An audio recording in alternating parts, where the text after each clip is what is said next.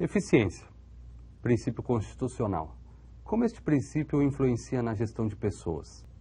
Como o gestor público deve encarar este princípio em seu dia a dia?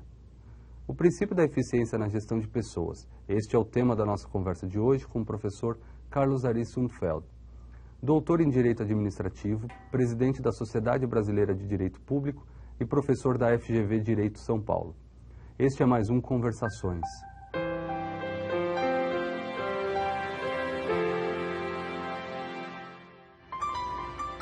Professor Carlos Ari, qual que é o seu entendimento a respeito do princípio da eficiência que consta da nossa Carta Maior, da Constituição? Esse princípio foi colocado na Constituição com uma emenda constitucional no final da década de 90 e ele veio de uma constatação de que a administração pública estava muito vinculada a regras que criavam limites, impunham obrigações, mas pensavam um pouco nos resultados. Então, os administrativistas começaram a falar muito, a partir daí, da necessidade de abrir espaço para avaliação de resultados. Esse é um ponto que foi positivo. Mas a questão, eu acho que mais desafiadora, tem sido aceitar a transformação do modo de lidar com a gestão pública, levando em consideração o custo-benefício, que é um ponto importante da eficiência, né? Em matéria de gestão de pessoas, uma das grandes dificuldades é que, aos poucos, foram sendo adotados cada vez mais métodos de lidar com o pessoal que fossem hiperobjetivos.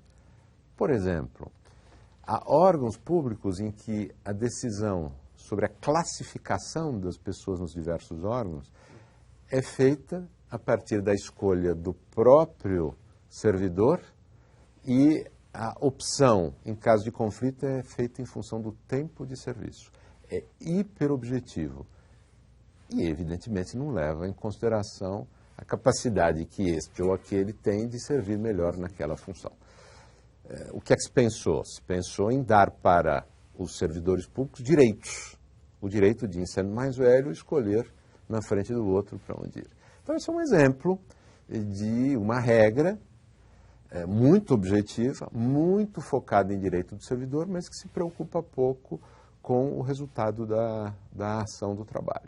Então, duas coisas são importantes. Em primeiro lugar, é preciso abrir espaço para alguém tomar uma decisão a respeito do que é a melhor solução para os casos concretos. É preciso recuperar o espaço da chefia, é preciso recuperar o espaço da avaliação feita por quem está no comando e tem que responder pelos resultados e por aí vai. Isso é uma coisa. E segundo, é preciso focar mais na avaliação de resultados, né?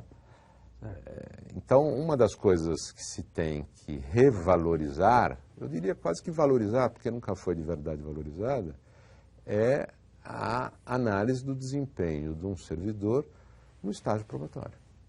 Que é um problema. É um problema. Sempre foi considerado como excepcional a não confirmação de um servidor e vista como uma coisa muito suspeita, porque afinal de contas se olha para aquele servidor como vítima de uma possível perseguição, porque afinal ele passou no concurso público, se ele passou no concurso público, por que ele está sendo exonerado agora?